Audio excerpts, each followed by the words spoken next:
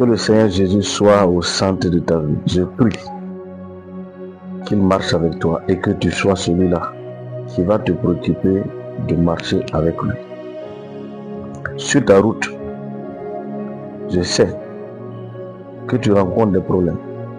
Des problèmes. Tant que nous sommes dans ce monde, nous allons rencontrer des problèmes.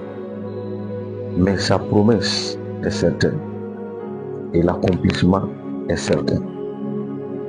Il a promis et il accomplira. Il a dit que ce que sa bouche dit, sa main l'accomplit. Amen. Prends courage. Cesse tes larmes. Dieu voit tes larmes, il voit tes pleurs.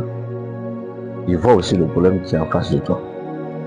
Mais il n'a jamais dit que quand ça chauffe, il va t'abandonner. Non. Au contraire, quand ça chauffe, il te met au dos. Et il marche, il fait face à la situation. Voilà pourquoi tu sens l'effet, tu sens le problème.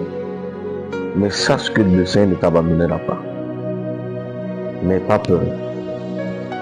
Il sera toujours avec toi, afin que sa parole soit une réalité dans ta vie. Que le Seigneur te bénisse. Prends courage et va de l'avant. Continue de servir le Seigneur.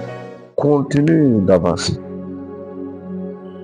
Même s'il arrive qu'on t'indexe du doigt pour te parler mal, ce n'est pas un problème.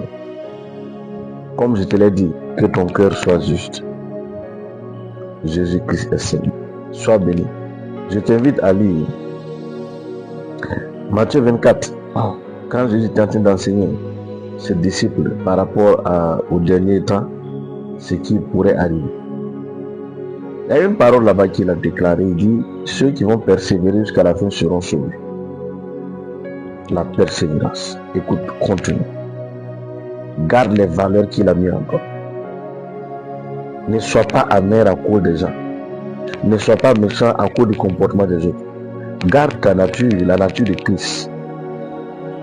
Que les gens ne te poussent pas à changer de nature, à devenir mauvais, à devenir méchant, à devenir amer. Garde ta nature et reste dans la présence de Dieu. Jésus.